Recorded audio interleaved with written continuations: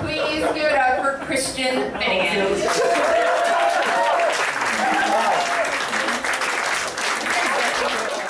I do want to say quickly regarding the theme, I do get offended sometimes, as someone who has been referred to as vanilla at various periods of his life.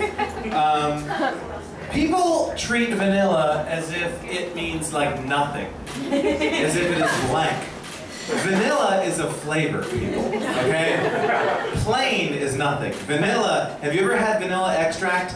Yeah. It's intense. You can't handle vanilla extract. That's what I think of myself. I do want to mention quickly, I'm sorry, this is taking way longer. This story that I'm going to be mentioning, it involves some potty language, and also some ideas that might evoke some white guilt. I am sort of your classic New York liberal. I have been here, I went to college here, I went to NYU, the degree that dare not speak its name. And if anyone went to NYU, you know that you never admit that you went to NYU. It's like, I take classes. Because if you wanted people to know you went to college, you would not go to NYU, you'd go to a campus. But, so I've been here for 23 years, which means I win. And I am sort of your classic New York liberal. I ride a bike. I own 5 cardigans.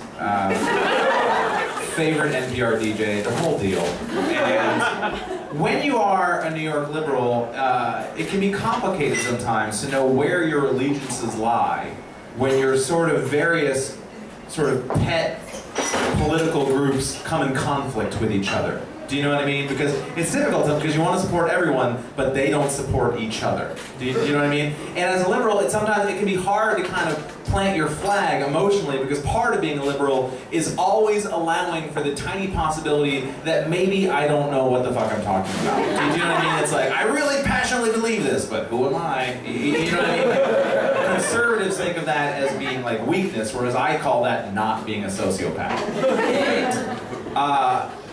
I was in a cab once, probably the most intense conversation I've ever had with a cab driver, because you don't really have conversations with cab drivers. You have conversations with livery car drivers, but with the cab driver, there's the class. It's very awkward, unless you get in that awkward situation where you're taking a cab with 3 of your friends and you're stuck in the front seat, and it's just kind of like, hi, how are you?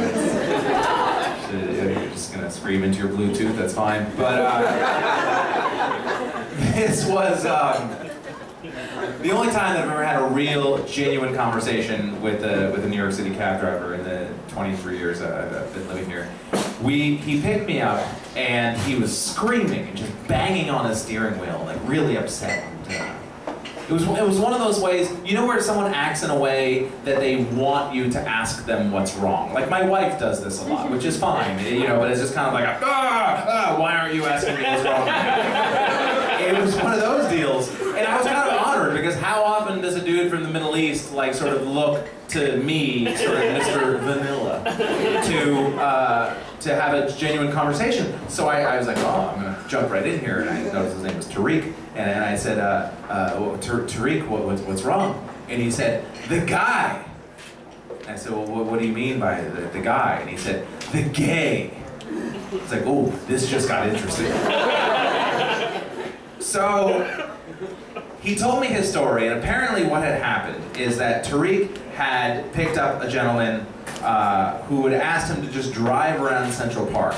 He said, apparently for a long time, just drive around the loop in a circle for a very long period of time. And at a certain point, he had asked Tariq to pull the car over.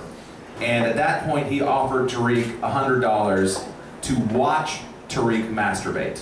He was going to pay Tariq to masturbate, which is, I don't know what you get out of that. But apparently this was something that was worth $100 to him. And Tariq had freaked out, apparently, and had been driving around blowing off steam, and I was the first customer he had picked up since then. And he was very upset about it. I will admit, he did give off a certain sort of lady doth protest too much vibe. Like maybe something shameful had happened, and he was trying to reconcile his new place in the universe. Sort of a Midnight Cowboy, Joe Buck post-movie theater type scene. And he just kept, but he went on like a really anti-gay screed. And that's sort of a progressive type person. It was kind of awkward for me. He was like, they're disgusting. They're very disgusting. But he wasn't calling for them to be stoned to death. So in the Muslim world, moderate? And again, this is one of those things where your liberal allegiances sort of come into conflict to each other. Because I probably said that, and there are probably a few of you who are like, well, that's kind of Islamophobic. Is it? Is it? Do you know what I mean? Like, where do your allegiances lie? When push comes to shove, do you know what I mean? It's an awkward situation to be in. And some of his screed was sort of adorable. I'm not gonna lie to you. At one point he said to me, he's like, some of them are good looking. They could get women. Like, how do you relate to that attitude? You know what I mean? And so I was offended, but at the same time, I felt really good about myself as like a white person that he was like reaching out to me, because at the time, I lived up on 108th in Columbus, which now is a very sort of gentrified neighborhood. You're applauding for a corner. But,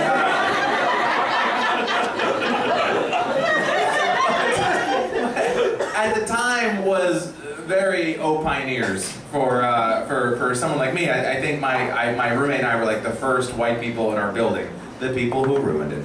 And I was very conscious of not being like that white guy, you know what I mean? So I was very, like, I always tried to have conversations with the people in the neighborhood, and there was a girl, a Dominican girl who would sit in front of my building on a milk crate every day, and I always I thought she was cute, and I don't know whether she was 26 or 16, like it's hard to tell sometimes, but I didn't, not like I hit on her, but I always just kind of wanted, like I sucked in my stomach a little when I walked by her, but I wanted her to know that like I'm not like, I always knew the difference between buenos dias, buenas tardes, buenas noches. I got the whole thing down. My point is that I was looking for excuses to bond with people from other cultures and to show them that I was not that white guy, and so I was very honored that he was reaching out to me, even if that resulted in me kind of selling out my gay and lesbian friends. Because I will admit, there is a certain degree of sexual daredevilism among sort of big city gay men. I have been mistaken for gay a lot. No, I don't know why that is, but there's something about me that people kind of just feel they can make, you know, not even just big city people, like on Twitter, and this is where it's filthy, I apologize. There is a guy who is constantly tweeting at me the filthiest things. He is constantly asking me to, quote, fuck his face. He tweets me probably once a week, why aren't you fucking my face? And it's awkward for me because his Twitter AVI, like his photo, is a photo of Sherilyn Fenn, the very lovely actress from the 90s Twin Peaks, Rude Awakening, Showtime, who I was very attracted to at the time. And so sometimes, I will admit, when I get these tweets, I get momentarily turned on by them. You know, it's like, oh wait, that's not the face he wants me to fuck. But I told you there was potty language, I apologize. And there have been experiences in my life where there's something about New York gay men specifically, and this is not about being gay, it's about being a man. Do you know what I mean? Because men are assholes, so it only stands to reason that gay men would be gay assholes. Do you know what I mean? Like, there's something about men, they lack empathy, they lack the ability to understand that other people are not feeling the feeling they're feeling at that moment. Like, that's what makes dudes, like, whip their genitals out on the subway. It's like, there's this vibe in a guy's mind, like, you guys can't feel this right now? Like, you guys don't know how incredibly, like, erotic this is right now? Q train at 2 in the afternoon, you guys don't feel the vibes? And, like, there was a guy, I remember once I went to a bar on, like, First Avenue, or no, Avenue A and First Street, rather, and I went down to the bathroom, down in the basement, and there was a boy, a teenage boy, a very sort of indigent, sort of Gus Van Zandt looking gay boy, you know, very my own private Idaho, and he was washing his hair in the sink, and he looked over at me and he said, gay or straight? And I said, straight. And he said, it's too bad, you almost won the secret sweepstakes.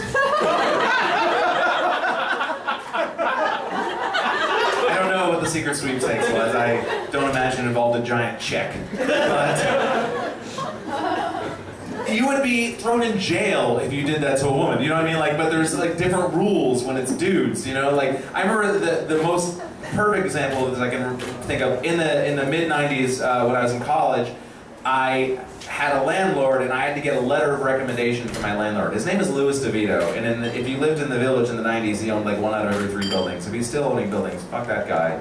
But I had to get a letter of recommendation from him, and he told me to come to his office at 6:30 on a Friday, which I didn't realize it was just gonna be me and him. And he sat me down and he started like flirting with me, and he like told me to sit down next to him, and he said like, I'm not gonna bite unless you ask me to, and it was very awkward. And at one point, and again, potty language, I apologize, he said, you know, your roommate never finds men for me to date, it's too bad, you know, and I was like, well, it's too bad that my roommate doesn't do that for you.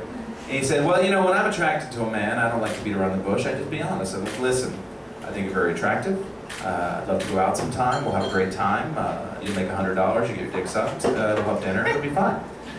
And he said that probably 5 times, that phrase, like, make $100, get your dick sucked, whatever. And I don't know why $100 seems to be the going rate for sort of, I guess dignity is selling at $100. And let's be clear about this. I could have used $100, okay? I'm not going to sit here and pretend I did not contemplate this. $100 then would have been like $1,000 to me now. And I honestly think that the thing that really put me off was the dinner aspect. Do you know what I mean? Like, is that before the blowjob or after the blowjob? Like, because that's awkward either way. If it's beforehand, then I'm like, oh no, can I get dessert, please? You know, and if it's after, are we going to talk about it? Like, what's the conversation? What's the post-fellatio conversation? My point is that there was a part of me that could relate to Tariq's experience in the sense that it's completely inappropriate and unacceptable that this guy had propositioned him like that. But I felt dirty for doing it, you know? Like, I felt dirty for bonding with him, but my reward was that we had a great conversation. We were coming all the way from like the Lower East Side all the way up to 108th in Columbus, and so there was a, you know, probably a 30-minute, 25 to 30-minute cab ride, and we got to know each other. Like, he told me about his family, and he told me about his son. Thank you for playing my music. And he told me about his son. He just got on the soccer team, and he told me about Pakistan and, you know, and Karachi and like all these things. And we had a wonderful conversation. And we pulled up to the front of my building, and I remember thinking as we were pulling up, you know what, Finnegan, you're better than other white people. Most people would not be able to bond with a person from another culture like you just have. That is, most people, they're too closed off, but you have bridged that divide, and you're a better person than other people. And I felt really good about myself, and he pulled up in front of my building, and I got out of the cab, and I noticed that the cute Dominican girl was sitting out in front of my building, and I wanted to really put on a show for her, so like I like leaned into like the cab window, and I was like, it was really great to meet you, Tariq, and you know, and we shook hands, and like, you know, I'd love to, you know, see you again, whatever. Didn't exchange numbers, but I really put on a little bit of a show for her, and I turned around and walked back to the building, and right as I get to my front door, I hear like, and I turn around, and Tariq leans out the window and yells, "Watch out for fags!"